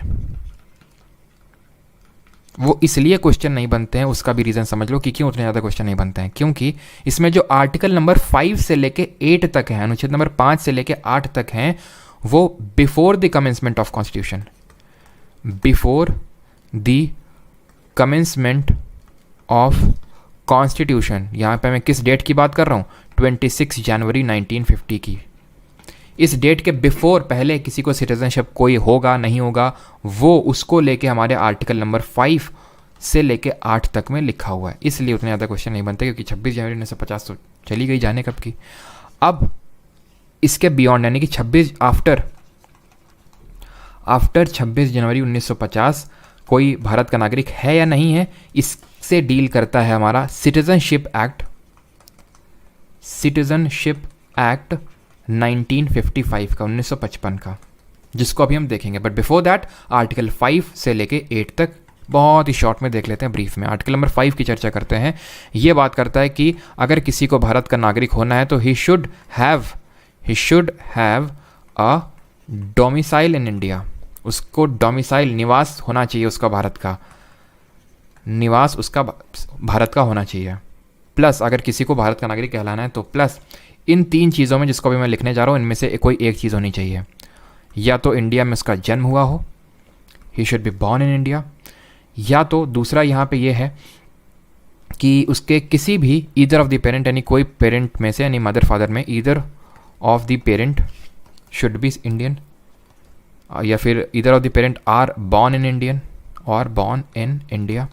और तीसरा प्रोविजन है कि कोई ऑर्डिनरी रेजिडेंट है for at least 5 year after the commencement of constitution, यानी कि वो ऑर्डिनरी रेजिडेंट है इंडिया में for at least 5 years after the commencement of constitution. तो ये तो होना ही चाहिए, प्लस इन तीनों में से कोई एक चीज़ हो तो वो कहलाएगा।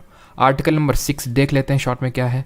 तो ये वो है, those who migrated to India from Pakistan, यानी कि those who migrated to India from Pakistan.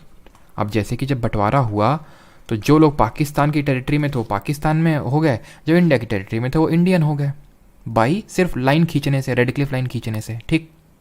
लेकिन अब मान लो कि वहाँ पे किसी को लगा कि यार हमें तो भारत में रहना, एक गधे रहते हैं यहाँ पे, तो हम तो रह रहे थे कि ठीक है ये तो भारत है, लेकिन हमें तो पाकिस्तान में रहना नहीं है, ठीक। तो वो भारत अगर आना चाहते हैं, वो सिटीजनशिप लेना चाहते हैं, तो आर्टिकल नंबर 6। अब देखिए ये सारी बातें हो रही हैं जब उस समय भारत आज़ाद हुआ था, तब की सब बातें हो रही हैं। आर्टिकल नंबर 7 बात करता है citizenship of migrants of Pakistan. मतलब समझिए इसमें 6 और 7 में अंतर क्या है। 6 बोलता है पाकिस्तान से कोई भारत में आ रहा है, 7 में ये है कि कोई इंडिया से पाकिस्तान चला गया, मतलब पार्टीशन के बाद उसको लगा कि नहीं नहीं हमें पाकिस्तान में रहना है, ये पाकिस्तान मुस्लिम्स का देश है तो नहीं हम पाकिस्तान में रहेंगे। लेकिन फिर उसे लगा ये तो गधों का देश है, इससे तो लाख गुना अच्छा है इंडिया, तो इंडिया वापस चलो। तो ऐसे लोगों से सिटीजनशिप से डील करता है article number 7। Clear. Article number 8 किससे डील करता है? Citizenship of, it deals with the citizenship of Indian origins, Indian origins यानी जो इंडियन ओरिजिन के हैं, रिसाइडिंग आउटसाइड इंडिया, मतलब कि वो पाकिस्तान वगैरह नहीं, कहीं जैसे फॉर एग्जांपल यूएसए, ऑस्ट्रेलिया, यहाँ पे रिसाइड कर रहे हैं, इंडियन ओरिजिन के हैं, रिसाइडिंग आउटसाइड इंडिया, वो डील करता है आर्टिकल नंबर 8। आर्टिकल नंबर 9 देख लेते हैं। ये बात करता है कि पर्सन, एनी पर्सन वॉलेंटरली यानी अपनी इच्छा से अगर किसी और कंट्री की सिटीजनशिप एक्वायर कर लेता है, acquiring citizenship of a foreign country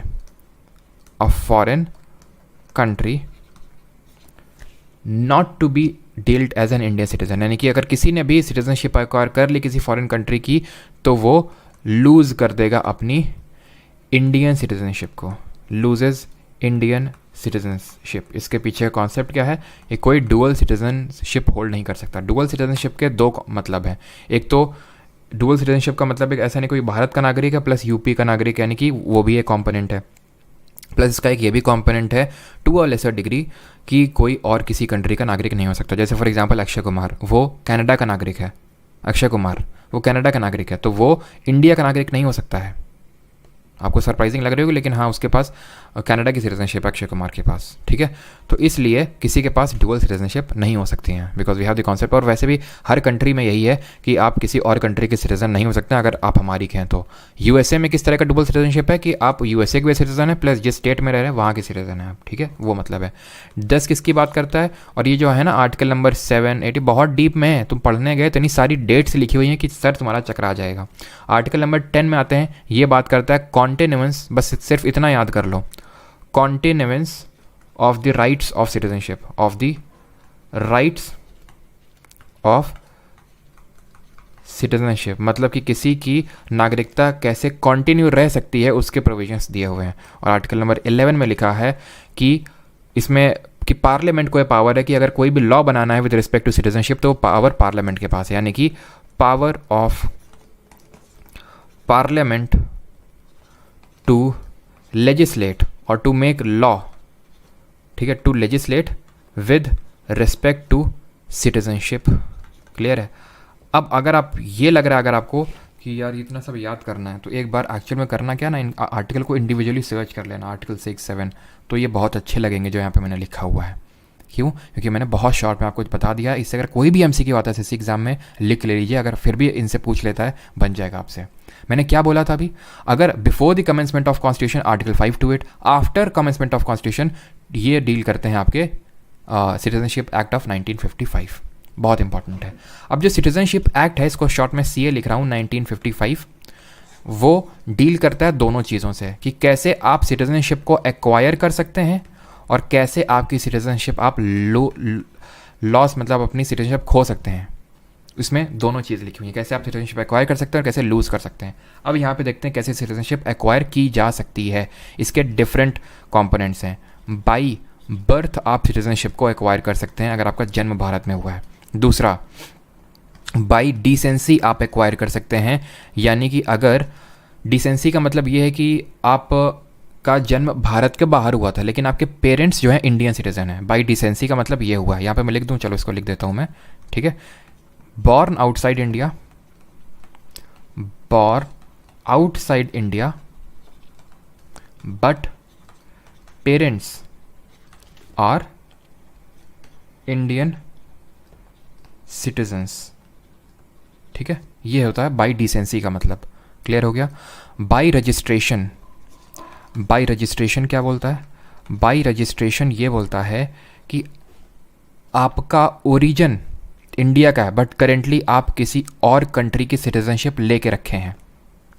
by registration और बाई नेचुरलाइजेशन, बहुत ही कायदे से समझना इसको, दोनों को बहुत ही कायदे से। नेचुरलाइजेशन दोनों के केस, दोनों उन लोगों के लिए हैं जो अभी करंट में किसी और कंट्री की सिटीजनशिप लेके बैठे हुए हैं। दोनों में अंतर ये है कि ये बंदा जो है ओरिजिनल उसके जो ओरिजिन्स हैं वो इंडिया के हैं,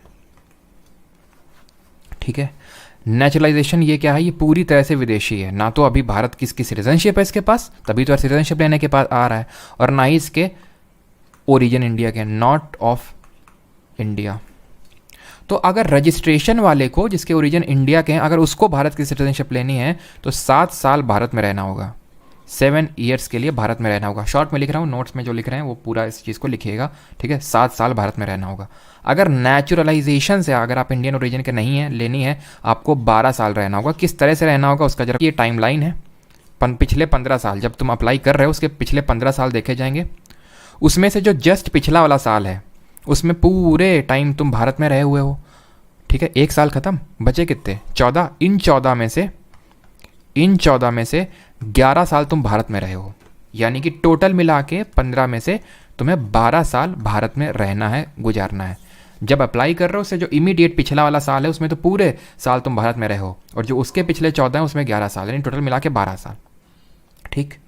और इसके अलावा और भी प्रोविजन है, जैसे कि आपको एक भारतीय भाषा भी पता होना चाहिए, और भी प्रोविजन है। लेकिन ये मैं इसलिए कैटेगरी थोड़ा सा जोर दे के बता रहा हूँ बिकॉज जो हमारा सिटीजनशिप जो एक्ट है 1955 का, इसमें बहुत सारे अमेंडमेंट हुए, तकरीबन 8 अमेंडमेंट हुए, 8-9 अमेंडमेंट हुए। लेकिन इस सिटीजनशिप एक्ट 1955 में अमेंडमेंट हुआ था अभी लेटेस्ट में 2019 में। सबको इसके बारे में पता होगा, CAA NRC याद करो, वही CAA है ये, सिटीजनशिप अमेंडमेंट एक्ट।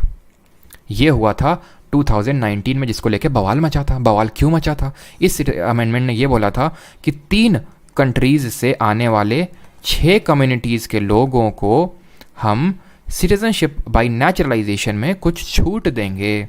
3 कंट्रीज़ वो कौन सी थी? 3 कंट्रीज़ थी या फिर हैं बांग्लादेश, पाकिस्तान, अफ़गानिस्तान। इन देशों से अगर इन 6 कम्युनिटीज़ के लोग आ रहे हैं, हिंदू, सिख, जैन, पारसी, क्रिश्चियन और बुद्धिस्ट, क्लियर है?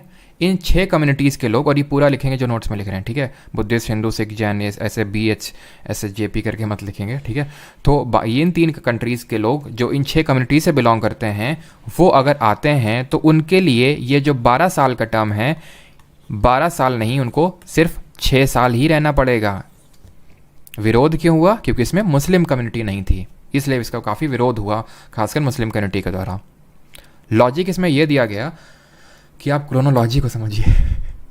लॉजिक इसमें यह दिया गया कि इन कम्युनिटीज़ के साथ हुआ है काफ़ी अत्याचार इन 3 देशों में, इसलिए इनको हम as a matter of gesture हम ये सिटीजनशिप बाय नेचुरलाइजेशन को थोड़ा सा, इन नॉर्म्स को आसान कर रहे हैं इन लोगों के लिए।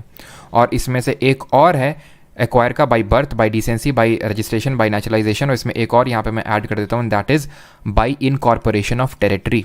भारत कल को मान लो POK का हिस्सा बना लेता है तो सारे POK का, फिर कल को पाकिस्तान का भारत का हिस्सा बना लेता है तो इनकॉर्पोरेशन ऑफ टेरिटरी से भी लोग इंडिया की सिटीजनशिप बन सकते हैं। लेकिन उसको लेके पार्लियामेंट लॉ बनाएगा कि भाई कौन कौन से लोग होंगे या नहीं होंगे, तो उसमें डीप में नहीं जाना है, ठीक है। ये तो हो गए कैसे एक्वायर कर सकते हैं, एक्वायर वाला कंपोनेंट देख लिया। अब देख लेते हैं कैसे लूज कर सकते हैं सिटीजनशिप को according to citizenship amendment citizenship act 1955। इसमें 3 प्रोविजंस हैं। एक तो है बाई रिनंसिएशन, यानी कि सिटीजनशिप को त्याग दिया, बाई ओन विल, ठीक है, बाय ओन विल, आपकी खुद के इच्छा के अनुसार आपने क्या किया कि हमें इंडिया का सिटीजन नहीं रहना है, तो आपकी सिटीजनशिप चली जाएगी। बाई टर्मिनेशन, टर्मिनेट आपकी सिटीजनशिप कर दी जाएगी। क्यों की जाएगी? बिकॉज आपने वॉलेंटरली अगर आपने एक्वायर कर ली, acquired the citizenship of other country, the citizenship of other country, यही अगर आप याद करो तो आर्टिकल नंबर 9 भी कुछ डील कर रहा था। अब बात करते हैं यहाँ पे तीसरा जो टाइप है, एंड दैट इज़ बाई डेप्रीविएशन, यानी कि आपको आपकी सिटीजनशिप से डेप्राइव किया जा सकता है। क्यों? क्योंकि आपने कुछ गलत गतिविधि करी है, जैसे कि आपने सिटीजनशिप लेने के लिए हो सकता है डॉक्यूमेंट गलत दिए हो, आप अपने कॉन्स्टिट्यूशन के प्रति डिसलॉयल्टी दिखा रहे हैं, आप जब किसी एनिमी कंट्री का मतलब होता है जिससे हमारा युद्ध चल रहा हो, जैसे कैसे पाकिस्तान एनिमी कंट्री हमारा नहीं है, ऑफिशियली नहीं है। क्यों? क्योंकि उसके साथ अभी हमारा युद्ध नहीं चल रहा है, ठीक है। तो जब किसी के साथ अगर युद्ध चल रहा है तो हमारा एनिमी कंट्री होगा, या फिर अगर हमारी गवर्नमेंट ने बोल दिया कि कल को ये जैसे तुर्की है जिसका नया नाम तुर्की है, वो एनिमी कंट्री है, तो उस कंट्री को अगर जैसे आप हेल्प कर रहे हैं वॉर के टाइम पे, उसको कुछ ऐसे हमारे चीज़ें बता रहे हैं, लीक कर रहे हैं, तो उस केस में भी बाई डिप्रीवेशन के केस में भी आपको वो बाई डिप्रीवेशन का केस बन जाएगा, जहाँ पे आपकी सिटीजनशिप को छीना जा सकता है। तो ये कैटेगरीज हैं जहाँ पे आपकी सिटीजनशिप आप अपने लूज़ कर सकते हैं। यहाँ तक सभी को क्लियर हो तो आप क्वेश्चन करते हैं। इतना ही पढ़ना है आपको सिटीजनशिप में, ठीक? क्लियर है यहाँ तक सभी को? अब करते हैं क्वेश्चन। पहला क्वेश्चन है 28।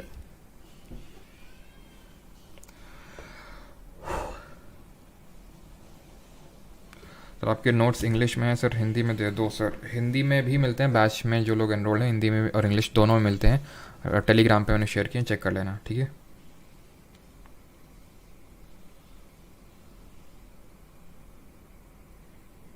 इंटीग्रेटेड जुडिशरी, राहुल डे आप बोल सकते हैं कि हमने गवर्नमेंट ऑफ इंडिया 1935 से एक तरह से लिया, हमारे कॉन्स्टिट्यूशन में पहले से हमने कहीं से बोरो नहीं, वो 1935 से ही एक्ट से आया, ठीक है? In which of the following is for citizenship act was passed 1955। Which part of constitution of India deals with citizenship? जल्दी से बताइए, भारत के संविधान का कौन सा भाग है जो नागरिकता से संबंधित है? बहुत आसान सा क्वेश्चन है। Part number 2। 30th, with what subject do the article 5 to 11 और कोई भी लॉ बनेगा पार्ट 1 में, पार्ट 2 में कौन बनाएगा? पार्लियामेंट। इतनी चीज़ क्लियर होनी चाहिए, ठीक है? बिकॉज सिटीजनशिप कैसा आपका सब्जेक्ट होगा? ये यूनियन लिस्ट में सब्जेक्ट होगा, इसलिए क्योंकि उसका पूरा देश से लेना देना है, किसी एक पर्टिकुलर राज्य से नहीं। Now what subject do the articles 5 to 11 of the constitution deal with? तो ये हमारे डील करते हैं नागरिकता यानी कि सिटीजनशिप से। यूनियन टेरिटरी हमारा पार्ट 1 है, आर्टिकल 1 to 4। फंडामेंटल राइट्स कल देखेंगे। Under which of the following condition of citizenship be provided in India? कौन से केस में सिटीजनशिप यानी कि नागरिकता दी जा सकती है? बताइए, इसका आंसर बताइए।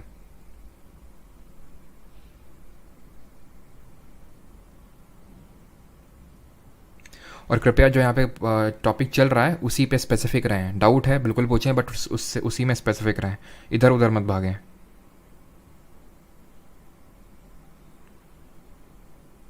वो नहीं करना है आरती, ठीक है? वो सब में नहीं करना है। वो सिटीजन ऑफ इंडिया और पर्सन ऑफ इंडियन ओरिजिन, वो सारी अभी चीज़ें नहीं करनी है, ठीक है? अगर कोई क्वेश्चन अभी रिसेंट में आ जाता तो कर लेंगे, नहीं तो उसकी नीड नहीं हुई, कोई क्वेश्चन पूछा ही नहीं गया है, ठीक है?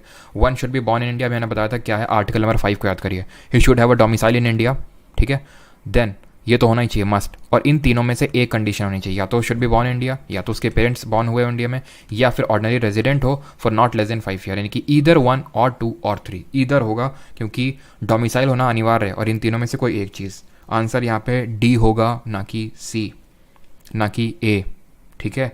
याद करिए आर्टिकल 5 को, यहाँ पे मैंने चीज़ें लिखी हुई हैं। ये है article 5, you should have a domicile in India plus either born in India, ठीक है? Either of the parent are born in India और ऑनर रेजिडेंट, इनमें से कोई एक, ठीक है?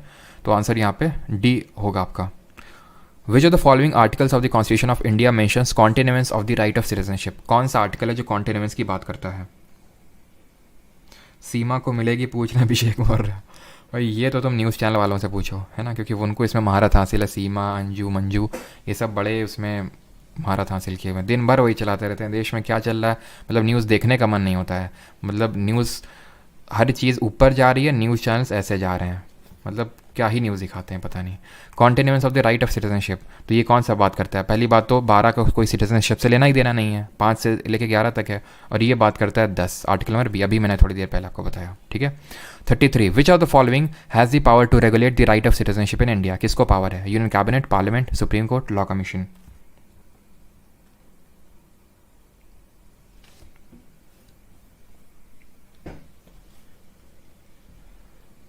देखो सीमा हैदर का केस थोड़ा सा टिपिकल है। उसके लिए अब हमारा जो पार्लियामेंट है वो सोच रहा है पबजी वाला एक हम उसमें प्रोविजन ऐड करने का सोच रहा है सिटीजनशिप एक्ट 1955 के तहत, ठीक है? उसमें ऐड किया जाएगा कि जो पबजी के थ्रू अगर यहाँ पे आया है तो कितने साल उसको भारत में रहना होगा अगर उसको सिटीजनशिप लेनी है तो आंसर यहाँ पे पार्लियामेंट ही होगा। ना भी आपको बताया पार्ट 1 हो चाहे पार्ट 2 हो, उसके तहत पार्लियामेंट ही आपके चेंजेस कर सकता है। Which country accepted the policy of dual citizenship? I think it is the last question of today. दोहरी नागरिकता की नीति किस देश ने स्वीकार की? आंसर होगा यहाँ पे USA। कनाडा से क्या लिया, ऑस्ट्रेलिया से क्या लिया? जल्दी जल्दी रिवाइज करते हैं, जल्दी से बताओ, ठीक है? अभी ये क्वेश्चन और है। बरखा दत्त का सिटीजनशिप कैंसिल होना चाहिए था वॉर के टाइम के बाद। अब तुम लोग अपने इंडिविजुअल ओपिनियन अपने पास रखो, है ना। टॉपिक से रिलेटेड डिस्कशन करते हैं। कनाडा से हमने क्या लिया है? सी से कनाडा, सी से सेंटर, यानी कि रेसिडुअरी पावर्स सेंटर के पास है, अवशिष्ट शक्तियाँ। Appointment of governor by the centre in the state लिया है कनाडा से, लेकिन ऑफिस ऑफ गवर्नर कहाँ से लिया है, जरा बताइए। ऑफिस ऑफ गवर्नर कहाँ से लिया है? यूनिटरी फीचर या फिर यूनिटरी फेडरलिज्म, या फिर एक तरह से बोल सकते हैं वो फेडरेशन जहाँ पे सेंटर के पास ज़्यादा पावर है, वो हमने कनाडा से लिया है, ठीक है। ऑस्ट्रेलिया से क्या लिया? ऑस्ट्रेलिया से लेने के लिए हमने कैसे याद किया था? ऑस्ट्रेलिया से ट्रा से हो जाएगा trade, trade and intercourse, S से सेटिंग यानी जॉइंट सेटिंग, और एल से लिस्ट यानी कि कॉन्करेंट लिस्ट, समवर्ती सूची ली थी। ऑफिस ऑफ गवर्नर हमने लिया गवर्नमेंट ऑफ इंडिया एक्ट 1935 से, ठीक है। यूएसए से क्या लिया? हम रिवाइज कर चुके हैं पहले ही। How many years does a person of Indian origin need to reside in India to become a citizen of India under the citizenship act of 1955? नागरिकता अधिनियम 1955 के तहत भारतीय मूल के व्यक्ति को भारत का नागरिक बनने के लिए न्यूनतम कितने वर्षों तक भारत में रहने की आवश्यकता है, बताइए। अभी बताया था सिटीजनशिप एक्ट के तहत आप एक्वायर कर सकते हैं तो by birth, by descent, by registration, by naturalisation, या फिर बाय इनकॉर्पोरेशन ऑफ टेरिटरी। ये किसका केस है? जहाँ पे ये पर्सन इंडियन ओरिजिन का है, मतलब कि ये बाय रजिस्ट्रेशन इंडियन सिटीजनशिप को एक्वायर करेगा। बाय रजिस्ट्रेशन करने के लिए 7 साल हुआ है, ठीक है। बाय नेचुरलाइजेशन 12 साल है, लेकिन जो 2019 में अमेंडमेंट हुआ उससे अगर उन 3 कंट्रीज़ के 6 कम्युनिटीज़ के लोग आ रहे हैं तो उनके लिए 12 नहीं 6 साल हो गया है। ख़त्म हो गया लेक्चर। अब मुझे पता है कि जो मैंने OCI, POI ये सब मैंने नहीं करवाया है, क्यों? क्योंकि क्वेश्चन नहीं आते हैं। बता दीजिएगा तो लास्ट में मैं सब कुछ करवा दूंगा, लेकिन अभी मैं वही चीज़ कराऊंगा जो आपके एग्ज़ाम में आती है। जिसकी कोई इच्छा हो पढ़ने की लास्ट में पढ़ाऊंगा, लेकिन अभी नहीं, ठीक है। क्योंकि मुझे पता है कंसिडरिंग कि काफ़ी लोग मेंस में बैठने वाले हैं, CPO, स्टेनो, इन सब में भी, तो मैं चाहता हूँ कि ज़्यादातर जो इंपॉर्टेंट चीज़ें हैं वो ख़त्म हो जाएँ। बिल्कुल सही है गोमती, बाई रजिस्ट्रेशन 7 ईयर्स और बाई नेचुरलाइजेशन 12 ईयर्स है, ठीक है। किसी का कोई डाउट हो, कोई क्वेरी, और कैसा लगा सेशन आपको आज का, ये बताइए। देन फिर हम लोग मिलेंगे 7 PM पे विद आर PYQ सीरीज़। और कल प्लीज़, जैसे मैं बार बार बोल रहा हूँ, कल हम लोग स्टार्ट करेंगे फंडामेंटल राइट, मौलिक अधिकार। नोट्स आपको जिन लोगों ने बैच में एनरोल कर रखा है उनको मिल जाएंगे। काफ़ी लोग अभी भी व्हाट्सएप कर रहे हैं, तो मैं फिर से बता दूँ, परमार अकेडमी ऐप को आप इंस्टॉल करेंगे, वहाँ पे परमार GK बैच दिख जाएगा, उसमें आप एनरोल कर सकते हैं अगर आपको करना है तो। नॉट एनी मैंडेशन टू एनीवन, ठीक है।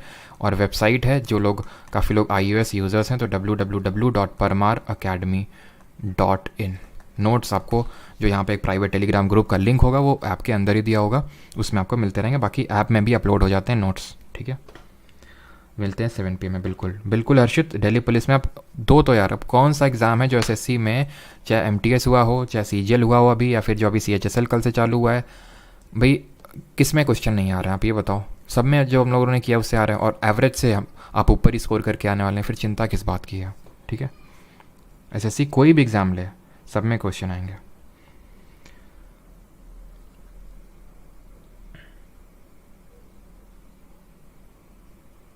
राहुल डे, वो PYQ सीरीज़ के नोट्स, वो सारी चीज़ें फ्री हैं, सब कुछ, ठीक है। मतलब उसमें ऐसा कुछ नहीं है, नोट्स वगैरह सब कुछ मैं टेलीग्राम पे डाल देता हूँ, एनोटेट PDF भी, सारी चीज़ें। देवशीष, ये वीडियो हाफ एन आवर तक रहेगा, जैसे 12:30 है तो 1 PM तक आपका ये वीडियो रहेगा, ठीक है। ताकि अगर किसी कोई चीज़ छूट गया है तो वो कर ले, ठीक है। बाकी मैं इसी वजह से लाइव स्ट्रीम कर देता हूँ, नहीं तो ये बैच की वीडियोज़ हैं, कायदे से बैच में ही वो होनी चाहिए, लेकिन यहाँ पे मैं कर देता हूँ, अगर किसी को देखना है तो वो देख सकता है। हाँ, नेम जो है, ये जो चीज़ें हैं ये डाउट्स नहीं बताए जाते हैं यहाँ पे। चलिए भाई, थैंक यू सभी को। बाकी मिलते हैं 7 PM को विद द PYQ सीरीज़, और कल with the fundamental right chapter. Thank you.